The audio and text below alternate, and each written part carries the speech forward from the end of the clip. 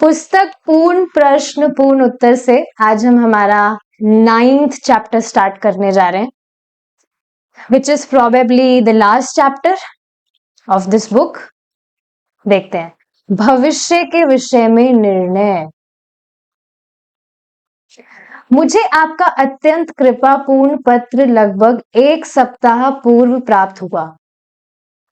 तुम एक अत्यंत बुद्धिमान लड़के हो। तुम इस दर्शन को समझने का प्रयास कर सकते हो।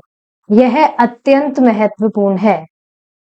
इंद्रिय तृप्ति के लिए लोग इतनी अधिक शक्ति का अपव्यय कर रहे हैं।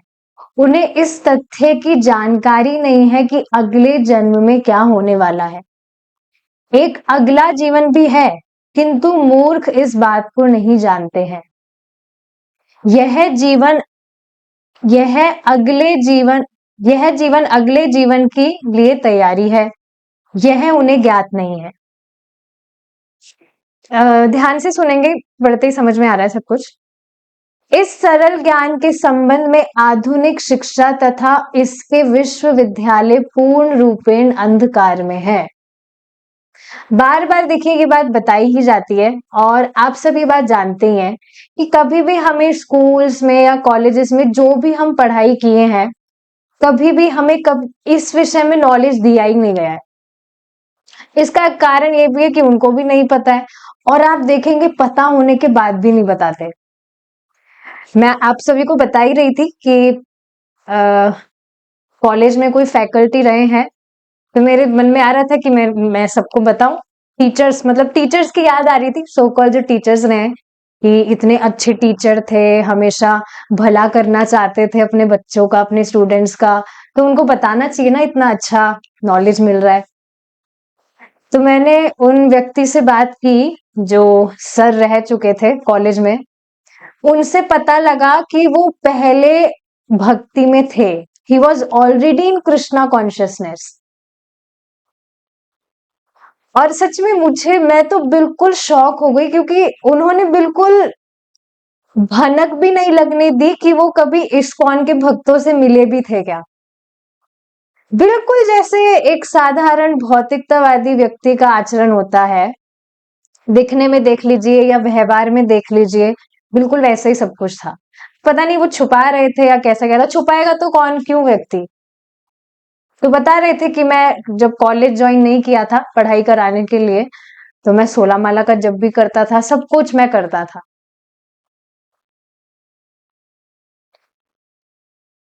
तो आप देख रहे हैं ये सभी कुछ श्रवण के अभाव के कारण होता है। ठीक है, उन्होंने जो भी श्रवण किया, उन्होंने सब कुछ भक्ति की, वो कभी नष्ट नहीं होगी। पर आप देख रहे हैं, व्यक्ति अगर भक्तों के संग में श्रवण ही नहीं करेगा, तो उसे ये भी नहीं पता कि जो नॉलेज उसको मिल रहा है वो उसे बताना भी होता है। और देखिए, ये आप देखेंगे, कुछ भी चीज आप अपनी लाइफ में फॉलो कर रहे हैं, अगर आपको उससे बेनिफिट हो रहा है तो नेचुरली आप बताना चाहेंगे। कोई आपको आगे होके बोलेगा भी नहीं कि आपको लाभ हुआ है तो आप औरों को बताइए। अपने आप नेचुरली ही आपके मन में आएगा कि इतनी अच्छी बात है, इतना अच्छा प्रोसेस मुझे मिला है, मुझे बेनिफिट मिला है, तो मुझे औरों को बताना चाहिए ना। तो पूर्ण रूपेण अंधकार में है। हम प्रति क्षण शरीर परिवर्तित करते रहते हैं, यह एक वैज्ञानिक तथ्य है। इस शरीर को छोड़ने के उपरांत हमें एक अन्य शरीर स्वीकार करना होगा। हम उस शरीर को किस प्रकार स्वीकार करेंगे, किस प्रकार का शरीर होगा, यह भी ज्ञात हो सकता है। उदाहरण के लिए, यदि कोई शिक्षा ग्रहण कर रहा है, तब वह समझ सकता है कि जब वह अपनी परीक्षा में उत्तीर्ण हो जाएगा, वह एक अभियंता अथवा चिकित्सक बनेगा। जो भी एग्जाम उसने दिया है, जो भी वो बनना चाहता है उसका। उसी भांति इस जीवन में आप स्वयं को अगले जीवन में कुछ बनने के लिए तैयार कर सकते हैं। देखिए, हर दिन हम जो कुछ भी कर रहे हैं, we are preparing our selves for our next life.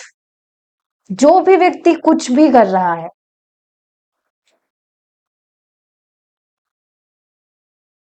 Barbara, Bob की पत्नी। अगले जीवन में हम जो बनना चाहते हैं, क्या हम उसका निर्णय कर सकते हैं? हाँ, आप निर्णय कर सकते हैं। हमने निर्णय कर लिया है कि अगले जीवन में हम कृष्ण के समीप जा रहे हैं। यह हमारा निर्णय है। अपने घर, भगवान के धाम वापस जाना। मान लीजिए कि आप एक अभियंता अथवा एक चिकित्सक बनना चाहते हैं। इस निर्णय के उपरांत इसी लक्ष्य को सामने रखकर आप तैयारी करते हैं तथा अपनी शिक्षा ग्रहण करते हैं। उसी प्रकार आप यह निश्चित कर सकते हैं कि आपको अगले जीवन में क्या करना है। बहुत ही सुंदर बात है ये, यहाँ पर प्रभुपाद जी जो बता रहे हैं, हमने निर्णय कर लिया है कि अगले जीवन में हम कृष्ण के समीप जा रहे हैं। आप सोचिए, आपके आसपास जो भी लोग हैं, वो ये जरूर जान रहे होंगे कि हाँ, आप भगवान कृष्ण के भक्त हैं, आप भगवान कृष्ण की भक्ति करते हैं, ये है वो है। लेकिन वास्तव में व्यक्ति भक्ति क्यों कर रहा है, भक्त भक्ति क्यों कर रहा है? बाहर वाले लोग जो जिनका भक्ति से कुछ संपर्क ही नहीं है, कभी कुछ जाने ही नहीं, उनकी रेंज में भी नहीं है कि वास्तव में जो भक्त है वो कितने बड़े प्रोजेक्ट पर वर्क कर रहे हैं। अगर कहा जाए, इस जगत में लोग कितने कितने प्रोजेक्ट्स करते हैं, ये प्रोजेक्ट करना है, वो प्रोजेक्ट करना है, ये करना है, वो करना है, लेकिन वास्तव में भक्त किस प्रोजेक्ट पर काम कर रहे हैं, ये तो किसी को कुछ भनक भी नहीं है इस चीज की। तो कि हमेशा हमेशा के लिए ये जो भौतिक जगत है, इससे हमेशा हमेशा के लिए जो भक्त है वो भगवान के धाम लौट जाएगा। ऐसे आध्यात्मिक जगत में जिसके विषय में व्यक्ति कभी सुना ही नहीं, जानता ही नहीं है, जाने की तो बात ही छोड़ दीजिए। परम पूज्य राधा गोविंद महाराज इस विषय में बता रहे थे। मैं भगवान वामन देव की कथा सुन रही थी, तो उसमें महाराज बता रहे थे, ऊपर के जो लोग हैं, ऊपर के लोगों की बात कर रहे थे, भगवान के धाम की भी नहीं, कि ऊपर के जो लोग हैं उसमें इतने बड़े बड़े फल है कि अगर वो टूट के गिरे तो पूरी नदी बहती है फल के रस की। और यहाँ पर जो व्यक्ति गोल्ड लटकाकर घूमता है, गोल्ड पहनकर कि मैंने ये सोना पहना है, वो पहना है, वो वास्तव में मिट्टी है, यहाँ का जो सोना है। ऊपर के लोगों में जो गोल्ड है, उसके कंपैरिजन में यहाँ पर सभी कुछ मिट्टी है। तो अब सोचिए, व्यक्ति इन विषयों के विषय में जानता भी नहीं है, सुना ही नहीं है कभी, तो इनको प्राप्त करने की लालसा कहाँ से करेगा? बस यहाँ की जो छोटी मोटी चीजें हैं उसी में फंसा रहता है। तो ये बहुत ही इंटरेस्टिंग चीज है, लोगों को पता भी नहीं है, बिल्कुल रेंज से बाहर। आप सोचिए ना, जो भी भक्त हैं, जो पहले बहुत बड़ी बड़ी पोस्ट पर रहे हैं, वो सब कुछ डेजिग्नेशंस वगैरह छोड़कर they are living simple life, भगवान का शांतिपूर्वक भजन कर रहे हैं। तो क्या पागल हो गए हैं वो लोग?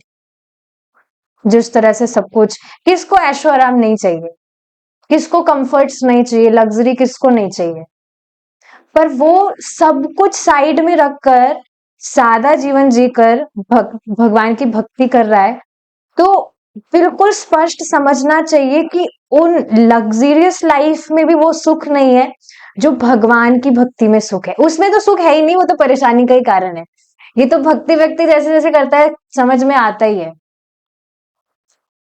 तो ये कितनी अमेजिंग बात है जिस पर विचार किया जाना चाहिए कि क्यों ऐसे सारी चीजों को छोड़कर व्यक्ति भक्ति कर रहा है, कुछ श्रेष्ठ चीज। आप सोचिए ना, कुछ भी व्यक्ति उसके पास ऑलरेडी, उसको वह कब त्यागता है? जब उसे उससे उसे उस वस्तु से कुछ श्रेष्ठ प्राप्त होता है, तभी तो उसको वो छोड़ेगा। तो ये सारी चीजें हैं जिस पर विचार किया जाना चाहिए, जो व्यक्ति अपने आप से कर ही नहीं सकता है जब तक भक्तों के संग में श्रवण नहीं करेगा। ठीक है,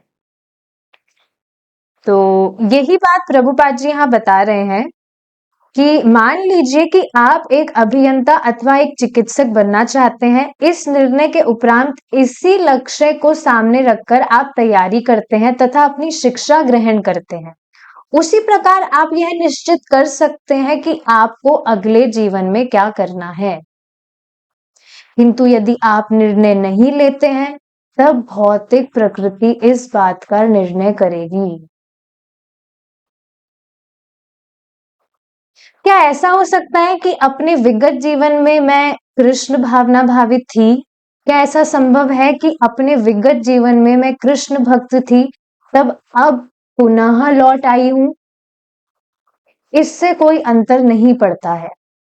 पर देखिए कि वास्तविकता है कि एक बार व्यक्ति जब भी भगवान कृष्ण की भक्तों के संगत में आ गया, भक्ति के संपर्क में आ गया है, उसने एक बार भी हरे कृष्णा महामंत्र चैंट कर लिया है, तो भगवान उसको वापस खींचेंगे।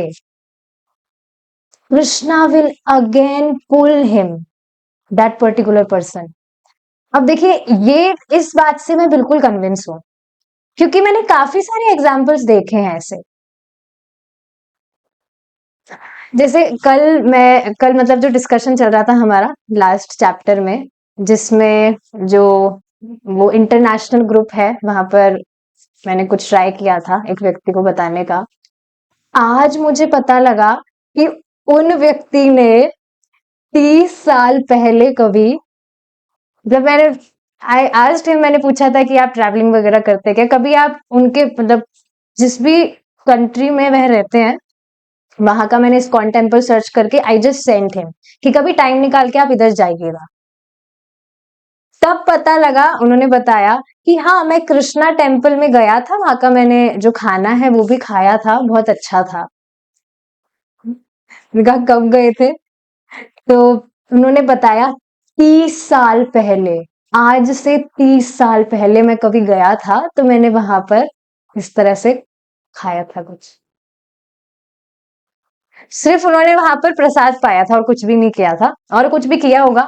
पर आप देख रहे हैं वापस से अब भगवान ने कैसे व्यवस्था करके, नहीं तो कुछ भी रेंज में नहीं था कि कैसे वहां पर वो बैठे हैं दूसरे देश में और कैसे मेरा कुछ इस तरह से कनेक्शन होगा। पर आप देख रहे हैं भगवान कैसे बार बार धकेलते हैं, खींचते हैं भगवान। बिल्कुल प्रैक्टिकल चीज है ये।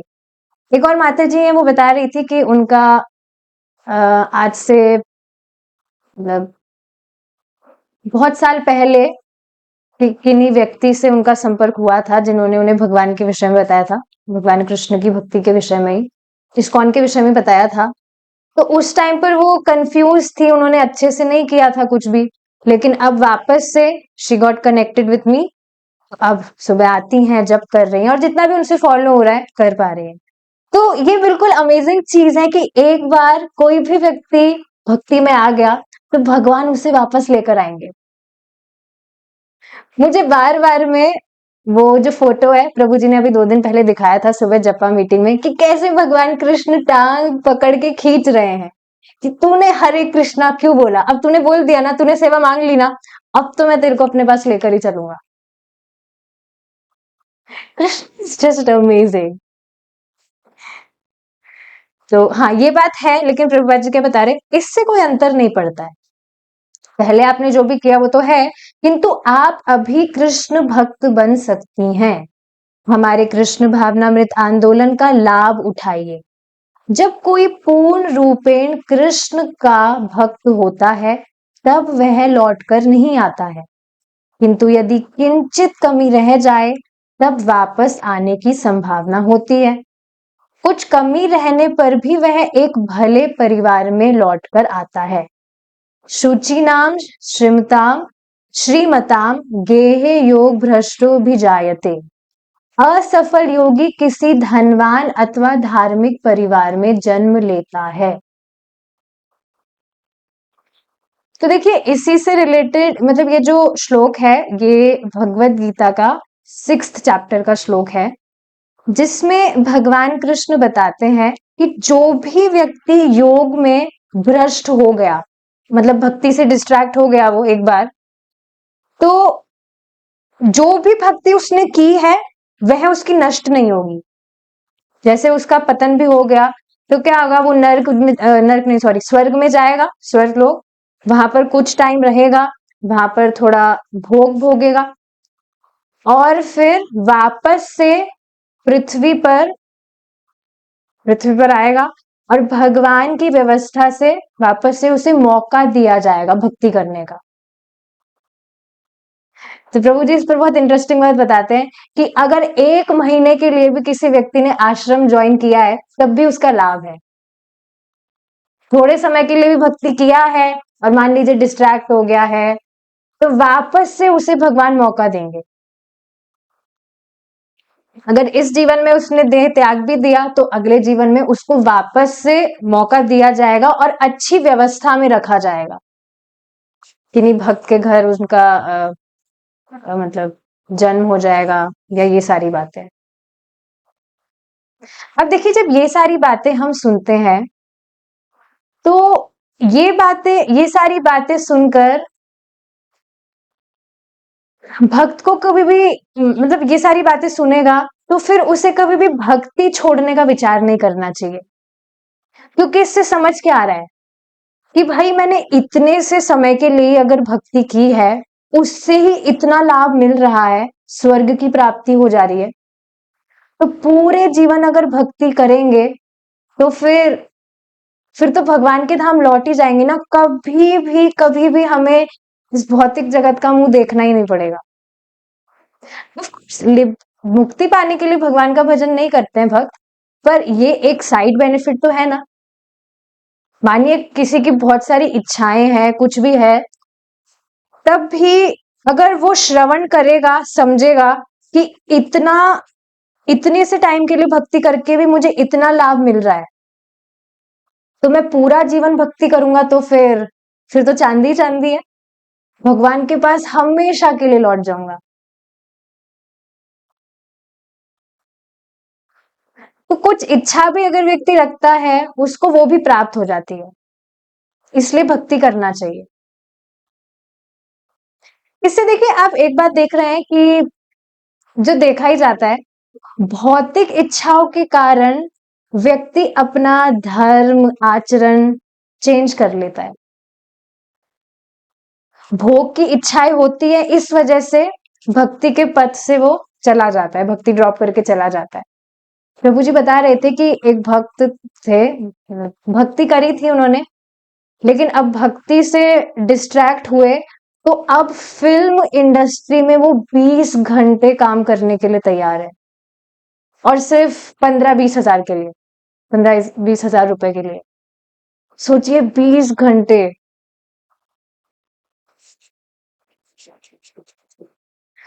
और आश्रम मतलब उन्होंने ज्वाइन किया था तो वहां से 2 घंटे माला का जप करना होता था, भगवान का प्रसाद पाना था, श्रवण करना था। आप देख रहे हैं ना कि कलयुग का कितना ज्यादा प्रभाव है कि इजी चीजें व्यक्ति को बहुत तपस्या लग रही है, और वास्तव में जहां पर इतना हार्ड वर्क कर रहा है वहां उसकी मति लग रही है। तो ये श्रवण और श्रद्धा के अभाव के कारण ही होता है। और श्रद्धा का मतलब समझ लीजिए, श्रद्धा का मतलब होता है आदर, कि ये बहुत अच्छी चीज है, इसको मुझे करना है, और ये जो फालतू की चीज है इसको नहीं करना है। और देखिए ये नियमित रूप से श्रवण करने के द्वारा ही ये कन्विंसिंग वाली चीज आती है। जैसे मैं देख रही थी अभी बीच में कुछ महीनों पहले जब मैं बीमार हो गई थी, तो श्रवण वगैरह का मन कुछ कर नहीं रहा था कि मैं कुछ करूं, बस खींच खाच के माला हो जा रही थी, पर श्रवण नहीं हो पा रहा था। तो श्रवण के कुछ दिन के अभाव के कारण ही मतलब बहुत ज्यादा मैं लॉस्ट सा फील कर रही थी। कभी आपके साथ हुआ है किसी कारण की वजह से आप कथा ना सुन पाए हो और फिर अपने आप ही जो चीजें इंपॉर्टेंट नहीं है वहां पर अपने आप ही मति जाने लगती है। आप देख रहे हैं ना, अनादि काल से हमने कितनी ज्यादा मेहनत की है हमारे चित्त को गंदा करने के लिए। तुरंत ही अगर भगवान की भक्ति है, बहुत प्रबल है, नो डाउट, लेकिन अनादिकाल से हमने जो मेहनत कर करके इतना कचरा इकट्ठा किया है, अगर हम एक दिन भी श्रवण नहीं करते हैं तो उसका बहुत बड़ा हमारे चित्त पर प्रभाव पड़ता है। तो पता नहीं, कभी कभी मैं सोचती हूँ शायद भगवान ये सारी चीजें एक्सपीरियंस कराने के लिए ऐसी स्थिति में डालते हैं क्या। मैं देख रही थी कि कुछ दिन से श्रवण नहीं हुआ था, तो जो इम्पोर्टेंट चीजें नहीं थी वहां पर मती जा रही थी, और बिल्कुल आई वॉज फीलिंग ड्रेन्ड, कि बिल्कुल ऐसे पता नहीं क्या अजीब सा ही लग रहा था। लेकिन भक्ति करते हैं तो श्रद्धा बनी रहती है, और प्रत्यक्ष दिखता है कि जो भी भौतिक चीजें प्राप्त करके कुछ लाभ होना ही नहीं है, साफ दिखता है। और ये नियमित भक्ति के प्रभाव से होता है। तो ये बहुत इंटरेस्टिंग चीज है कि अगर व्यक्ति मतलब भक्ति से च्युत भी हो गया, लेकिन फिर भी भगवान आगे व्यवस्था करते हैं और बहुत अच्छी व्यवस्था बनाते हैं ताकि व्यक्ति भक्ति करे। मानवीय बुद्धि भविष्य के लिए निर्णय ले सकती है, पशु निर्णय नहीं कर सकता है। हम में विवेक शक्ति है, यदि मैं यह करूंगा तब मुझे लाभ होगा, यदि मैं वह करूंगा तब मुझे लाभ नहीं होगा। मानव जीवन में ऐसा करने की शक्ति है। देखिए, इसी से रिलेटेड बहुत ही अमेजिंग एग्जाम्पल प्रभु जी ने दिया था, कल की क्लास में दिया था, कि एक कचरे का ढेर था, तो वहां पर एक घास का बंडल सा, पता नहीं कोई व्यक्ति वहां फेंक गया था या किसी ट्रक के माध्यम से वो गिर गया था वहां। तो वहां पर जो एक सांड था, तब भी वो उसका खाना उस कचरे के ढेर में ढूंढ रहा था, और उसके पास ही में उसका उसका त्यागा हुआ मल भी पड़ा था। आप देख रहे हैं कितनी ज्यादा डल कॉन्शियसनेस है एनिमल्स की, एंड दे आर हेल्पलेस। चाहकर भी वो कुछ नहीं कर सकते, पहली बात तो चाहेंगे भी नहीं। तो प्रभुपाद जी यही बात बता रहे हैं कि हम में विवेक है, हम में विवेक शक्ति है, मानव जीवन में ऐसा करने की शक्ति है, हम निर्णय ले सकते हैं कि हमें सही पथ पर चलना है। अतः आपको इसका उचित उपयोग करना चाहिए। आपको यह ज्ञात होना चाहिए कि हमारे जीवन का लक्ष्य क्या है, तथा उसी के अनुसार निर्णय लेना चाहिए। यह मानव सभ्यता है। क्या आपने कभी कृष्ण के दर्शन किए हैं? हाँ, आपने दर्शन किए हैं प्रतिदिन, प्रतिक्षण, किंतु भौतिक देह में नहीं। उनकी कोई भौतिक देह नहीं है, मतलब ये समझ रही हैं कि भगवान का जो विग्रह है वो भौतिक है। प्रभुपाद जी यहाँ पर समझा रहे हैं कि उनकी कोई भौतिक देह नहीं है। यहाँ मंदिर में कृष्ण के चित्र हैं, वह भौतिक शरीर नहीं है। आप उसे भौतिक रूप से देख रही हैं क्योंकि आपके नेत्र भौतिक है। अतएव आप आध्यात्मिक रूप के दर्शन नहीं कर सकती हैं। अतएव वे कृपा पूर्वक भौतिक शरीर में स्थित प्रतीत होते हैं, जिससे कि आप उनके दर्शन कर सके। उन्होंने कृपा पूर्वक स्वयं को आपके हेतु दर्शन योग्य बनाया है। सोचिए कितनी असीम कृपा है भगवान की, कि हम हमारी भौतिक नेत्रों से भगवान को नहीं देख सकते हैं, लेकिन हम पर दया करने के लिए भगवान इस तरह से विग्रह रूप में प्रकट होते हैं, जिससे हम उनका दर्शन कर सकते हैं, भगवान को हम भोग लगा सकते हैं। And whatever services we do, भगवान की ड्रेसिंग करना, भगवान को दिया ऑफर करना, भगवान को गार्लैंड ऑफर करना, वो वास्तविक में हम भगवान को ही व्यक्तिगत रूप से ऑफर कर रहे हैं, और भगवान उसको स्वीकार करते हैं।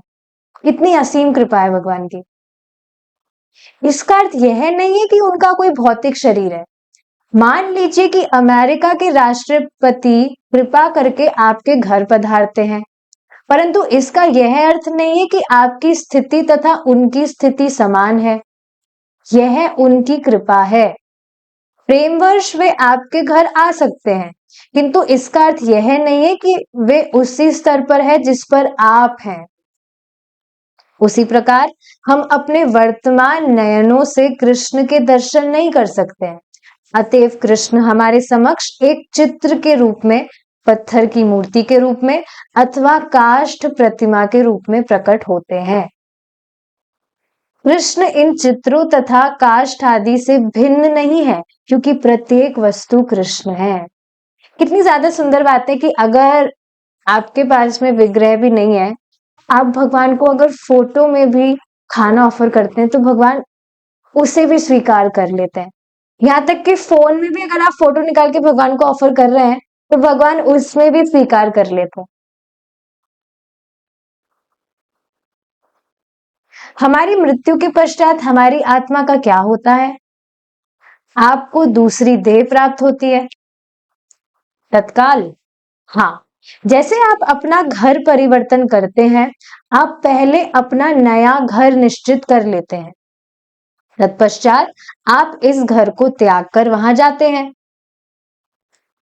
तो क्या हमें यह ज्ञात होता है कि हमें किस प्रकार का शरीर प्राप्त होगा? हाँ, यदि आप योग्य हैं तब, अन्यथा प्रकृति इसका प्रबंध करेगी। जिन्हें ज्ञान है उन्हें ज्ञात होता है कि कैसा शरीर मिलने वाला है। जैसे आप सोचिए ना, बिल्कुल ही आप देखेंगे कोई भी व्यक्ति अगर शास्त्र नहीं सुन रहा है, वो तो बिल्कुल ही उसका तो दिमाग एकदम बंद है, यही मान के चलिए आप। जैसे भक्ति में आने से पहले क्या क्या रुचियां हुआ करती थी? स्विमिंग करना है, हमें ऊपर पता नहीं उड़ना है, या जो भी बाकी सारी चीजें होती है पार्श्विक चीजें, उसमें ही तो व्यक्ति कितनी कितनी रुचियां रखता है। अब स्विमिंग, मनुष्य देह क्या स्विमिंग करने के लिए मिला है? पर अगर व्यक्ति इस तरह की रुचियां रख रहा है, स्विमिंग की रुचि रख रहा है फॉर एग्जाम्पल, तो अब उससे स्पष्ट पता लग रहा है उस किसी भी व्यक्ति को अगर ज्ञान नहीं है तभी वो स्विमिंग में इंटरेस्ट दिखाएगा, या और भी बाकी सारी चीजें। पर ज्ञान होने पर वी जस्ट नेग्लेक्ट, क्योंकि समझ आता है कि स्विमिंग अगर व्यक्ति कर रहा है तो क्या होगा, माया देवी क्या बोलेगी, अच्छा अच्छा तुम्हें तैरना है, तो मनुष्य जीवन में तो तुमको बहुत कठिनाई हो रही है ना, खुलकर तुम नहीं तैर पा रहे हो, तो ठीक है तुम मछली बन जाओ। या किसी को उड़ने का बहुत शौक है, पता नहीं क्या क्या चीजें करते हैं ऊपर, ताकि ऊपर उड़े, होते हैं ना काफी सारे वॉट एवर जो भी चीजें होती है उससे वो ऊपर उड़ते हैं। तो ठीक है तुम्हें उड़ने का शौक है, तो तुम आराम से मनुष्य जीवन में तो अपने पंख नहीं फैला पा रहे हो, तो ठीक है तुम बाज बन जाओ या कुछ भी पक्षी बन जाओ। इतना ज्यादा डेंजरस है ये चीज। देखिए मैं आज ही देख रही थी, व्हेन आई वाज चैंटिंग, मैं बाहर गई थी छत पर, तो एक पक्षी था, वो बहुत ही मतलब खा रहा था, and he was very frightened, बहुत डर रहा था वो। किस बात से डर रहा था? कि कोई मुझे पकड़ने ना आ जाए। खा रहा था फिर जल्दी से देख रहा था, खा रहा था फिर जल्दी से देख रहा था, बहुत ही ज्यादा अपनी बॉडी शेक कर रहा था, मतलब बहुत ही ज्यादा भयभीत था। आप सोचिए अगर हमें ऐसी व्यवस्था में अभी हम होते कि हम खाना खा रहे हैं और हम बहुत भयभीत है, क्या हम अच्छे से खा भी पाएंगे? कितना ज्यादा हम इरिटेट हो जाएंगे कि अरे खाना भी नहीं खा पा रहे हैं। और सच में कुछ भी अगर हमें भय होता है किसी भी चीज से सपोज, तो कहाँ हम किसी भी चीज पर कॉन्सेंट्रेट कर पाते हैं? तो दिखने में बाहर से जो भी हम देखते हैं वो बहुत ब्यूटीफुल लग सकता है, लेकिन ये बहुत ही सटल चीजें हैं जिसमें अगर व्यक्ति नॉलेज नहीं लेगा तो वो कभी समझ ही नहीं सकता है कि किस तरह से पक्षी भयभीत रहता है। आप सोचिए एक जो कुत्ता है, वो भी अपना खाना खा रहा होता है, तो उसकी जो नजर है वो ऐसे आसपास ही रहती है कि कहीं मुझे आके कोई लात तो नहीं मार देगा। इतने ज्यादा असहाय हैं। और ऐसा होता ही है, पता नहीं बचपन में भी आपने कभी किया हो या नहीं। जैसे कोई भी पक्षी है वो बैठा है, तो उसको पता नहीं क्या मतलब, childrens do it for the sake of enjoyment, उसको जाकर ऐसे उड़ा देंगे, या कोई बिल्ली आ गई तो उसको ऐसे डराएंगे। ऐसा होता ही है ना, डराते हैं, पता नहीं क्या, they do it for the sake of enjoyment. और मैंने भी किया था ये सब, क्योंकि कुछ पता ही नहीं था।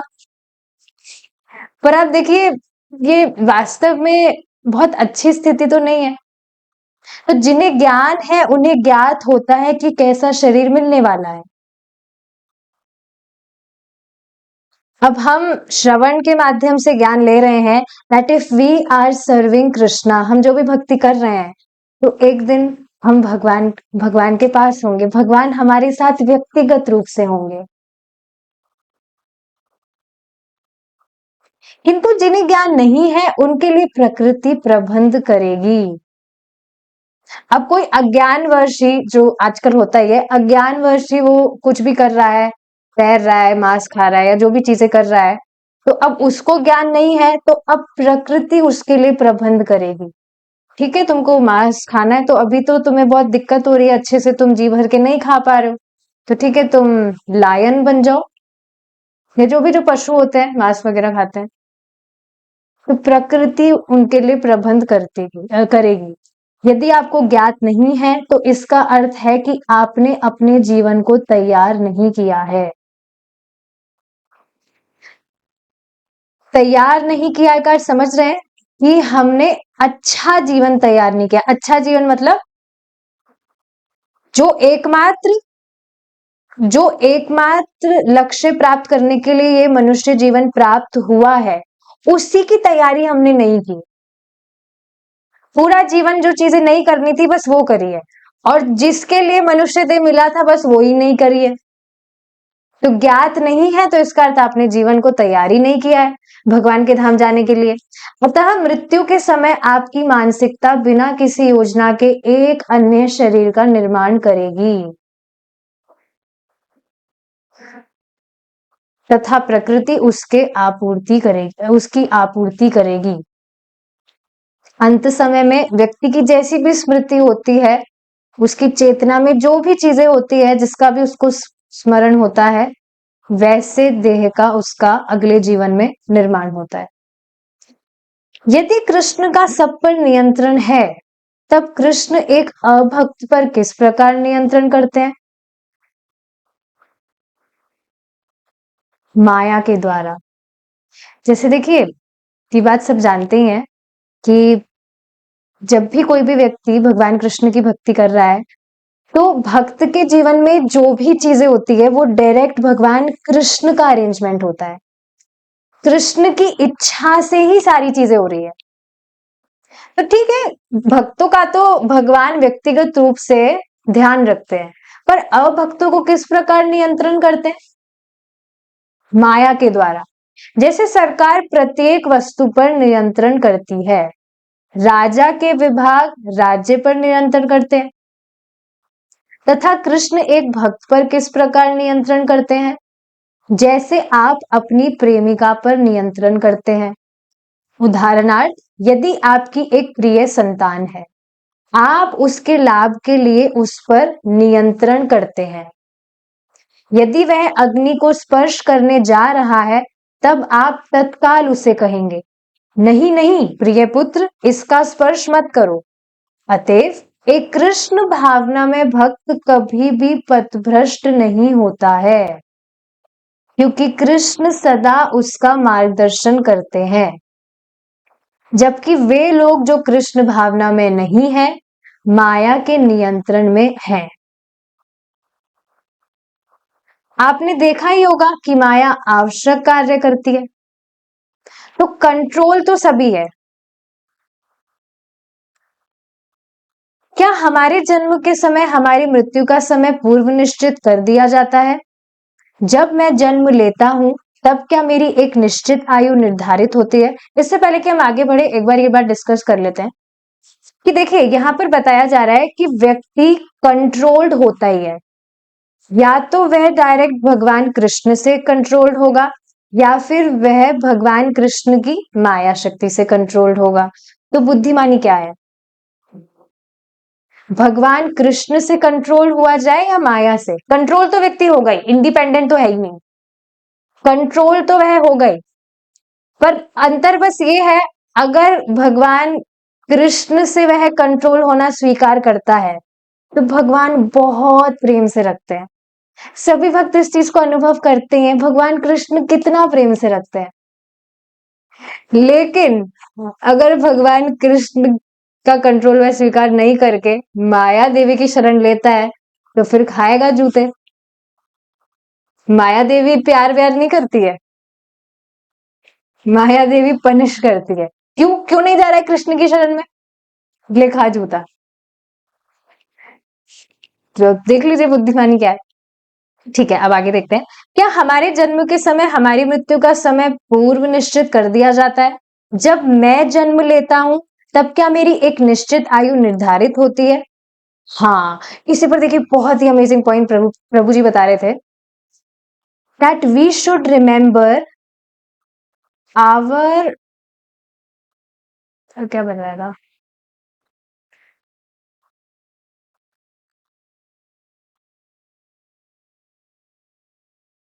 बहुत ही सुंदर चीज बताई थी प्रभु जी ने, मैंने नोट्स भी बनाया था, एक बार मैं देखती हूँ।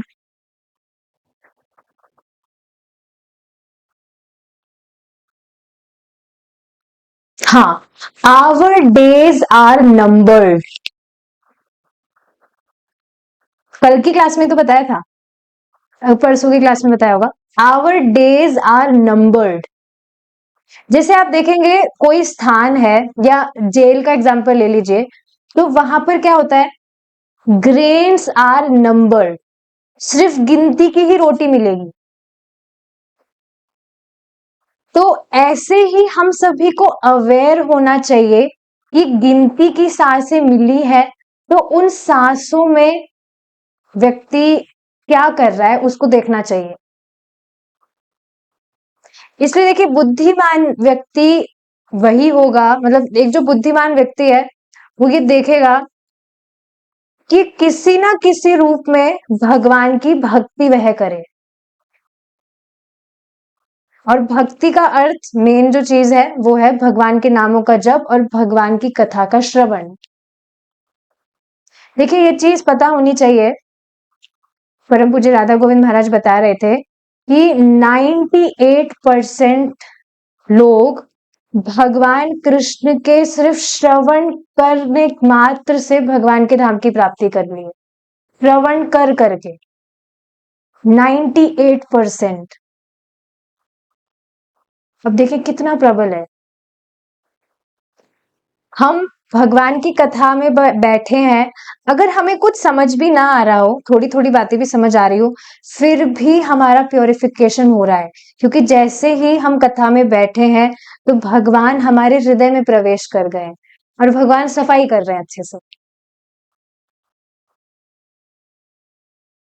जैसे आप देखिए ना, आप रूम के अगर बाहर है और किसी रूम में एसी चल रहा है, तो अब आप रूम के अंदर बैठे हैं, एसी चल रहा है, तो आपको ठंडक महसूस होगी ही। तो उसी तरह से आप कथा में बैठे हैं तो आपका प्योरिफिकेशन हो ही रहा है, चाहे से वो दिख ना रहा हो। तो जितनी बार भी हम भगवान का स्मरण करते हैं किसी भी रूप में, उतना उनसे और ज्यादा हमारी प्रीति बढ़ती है, और फिर उतना हमें स्मरण करना और ज्यादा अच्छा लगता है। और आप खुद ये चीज अनुभव कर सकते हैं कि पहले हमने जहां से स्टार्ट किया था, पहले जो भक्ति में टेस्ट था, टेस्ट तो स्टार्टिंग से ही है, तभी हम कंटिन्यू कर रहे हैं, लेकिन पहले अब जो टेस्ट था और अब जो है उसमें कितना फर्क है। वी हैव प्रोग्रेस्ड, और इसी तरह से हम और करते जाएंगे तो प्रोग्रेस करते जाएंगे। तो ये बहुत ही इंपॉर्टेंट चीज है जिस पर विचार किया जाना चाहिए। ठीक है, तो हाँ ये बहुत ही सुंदर चीज थी, that our days are numbered. जब मैं जन्म लेता हूं तब क्या मेरी एक निश्चित आयु निर्धारित है? बिल्कुल निर्धारित है, तथा वह उसमें परिवर्तन नहीं कर सकता है। कि जो चीज मतलब फिक्स है, निर्धारित है, तो उसमें कुछ चेंजेस नहीं हो सकते, नहीं, वह इसमें परिवर्तन नहीं कर सकता है, किंतु कृष्ण इसमें परिवर्तन कर सकते हैं। परम पूज्य राधा गोविंद महाराज बता रहे थे कि एक व्यक्ति को किसी एस्ट्रोलॉजर ने बताया कि अब बस आपके सिर्फ 3 महीने शेष है इस पृथ्वी पर, मतलब इस जगत में 3 महीने के बाद में आप यू विल बी नो मोर। तो बहुत ज्यादा वो उदास हो गए और उन्होंने महाराज से बात की थी। तो महाराज ने उन्हें बताया कि आप मतलब भगवान कृष्ण के चरणामृत पर महाराज चर्चा कर रहे थे, तो उसके विषय में ये एग्जाम्पल बताया था, जो कि एग्जाम्पल नहीं है, सच्ची घटना है। तो महाराज ने उनको यही श्लोक कोट कर दिया भागवतम से, भगवान के चरणामृत की महिमा के विषय में, कि आप मंदिर जाइए डेली और भगवान के चरणामृत का पान कीजिए। और यह जो घटना थी, ये उस टाइम से 3 साल पहले की थी, जब महाराज बता रहे थे, और वे व्यक्ति अभी तक भगवान का भजन कर रहे थे। तो अपने आप से व्यक्ति परिवर्तन नहीं कर सकता है, लेकिन किंतु कृष्ण इसमें परिवर्तन कर सकते हैं। तो ये बात बहुत ही इंपॉर्टेंट है समझने वाली कि हम हमारी शक्ति से, हमारी योजनाओं से कुछ भी चेंजेस नहीं कर सकते हैं। हम इच्छा कर सकते हैं, मतलब भक्ति की भी इच्छा करें तो भगवान उसको सैंक्शन करते हैं। पर यहाँ जो पर्टिकुलरली बात आ रही है, जो बिल्कुल असंभव चीज है, निर्धारित ही है, उसको तो चेंज करना सिर्फ भगवान के हाथ में।